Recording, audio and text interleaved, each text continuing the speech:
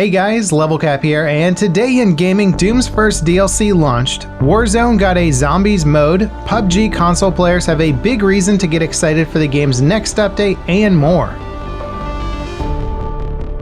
Doom Eternal's first DLC has arrived. The Ancient Gods Part 1 takes the Doomslayer to multiple levels set on Earth, Hell, and Urdok, priced at only $20. It's available both as DLC for the main game and as a standalone experience. So far, I've run through the first level and it's been a solid time.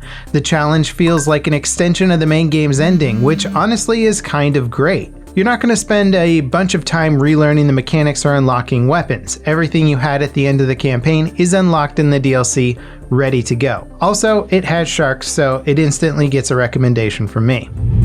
Modern Warfare's Halloween update arrived today, plunging Verdansk into darkness. The event is called The Haunting of Verdansk and adds a new game mode to the Battle Royale with zombies called Zombie Royale. In this mode, dead players respawn as zombies. You have increased speed, jump, and melee damage. Killing players drops syringes that can be picked up to respawn as a human again. And of course, zombies can't use weapons. The Haunting of Verdansk ends on November 3rd. In other Call of Duty news, with the Black Ops Cold War beta now closed, there's some standout concerns left for Treyarch to address.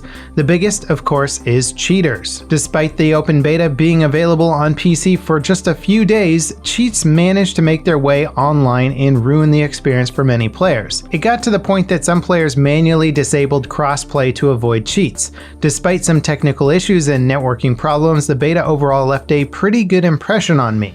There's certainly a lot of room for improvement, but Treyarch are starting from a decent place. If they can sort out performance issues and clean up some of the visibility issues on certain maps, I think Cold War will turn out to be a pretty solid title. PUBG players on current-gen consoles have good reason to be excited about the game's next major update. Update 9.1 will offer a 60 FPS frame rate priority mode on the PlayStation 4 Pro and Xbox One X. This drops the game's resolution to 1080p and runs it at a maximum of 60 FPS. Of course, it won't be a locked 60 FPS, which is to be expected. But it does beg the question, why didn't the developers think to implement this sooner? PUBG has been on the console for quite some time. A resolution drop offering 60 FPS in a competitive multiplayer shooter kind of seems like a no-brainer. Whatever the reason, the update should be live for all players next week. Update 9.1 also brings the new map Paramo, which offers dynamic weather and environmental events. The Halo Master Chief Collection is also getting a major upgrade on console, but this one is exclusive to the Xbox Series X. All of the titles included in the collection will run at 120 FPS at 4K. Given the next-gen console's horsepower, this isn't necessarily surprising, especially considering that PC gamers are running the Master Chief Collection titles at basically whatever frame rate and resolution they want. That said, it is a massive improvement over the original Halo experience, and also, there's not a whole lot of games on the next-gen consoles that are rated to run at 120 FPS, so seeing that feature being added to the Master Chief Collection is awesome.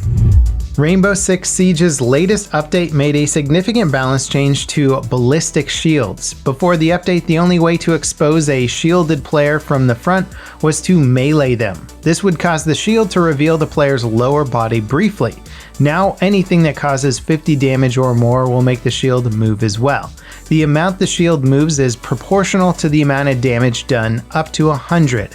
While it might not sound like a major balance change, it changes a ton of the strategy around how shields are used. You can't just shield up and protect yourself from grenades and other explosives anymore. And while shields will still block the explosive damage, it leaves you vulnerable to follow-up shots and explosives. The update will also include some tweaks to Glaz and partially restore his ability to see through smokes while moving. Vampire the Masquerade Bloodlines 2 is an upcoming next-gen title that was recently delayed into 2021 as it just hit another bump in the road. Back in August, the game's narrative lead and the creative director both left the developer team. They were apparently fired quite suddenly. Today, news broke that the game's senior narrative designer, Kara Ellison, has left the studio as well. It's unclear if she just finished her work on the project and moved on or not. Senior employees leaving projects like this isn't isn't all that uncommon. Often they start the project off, and once the core foundation is laid down, they're moved on to a new project to repeat the process. And while Ellison's departure might not spell doom and gloom for Bloodlines 2, it certainly doesn't inspire confidence. In our final story today, Valve's president and co-founder Gabe Newell is applying for residency in New Zealand.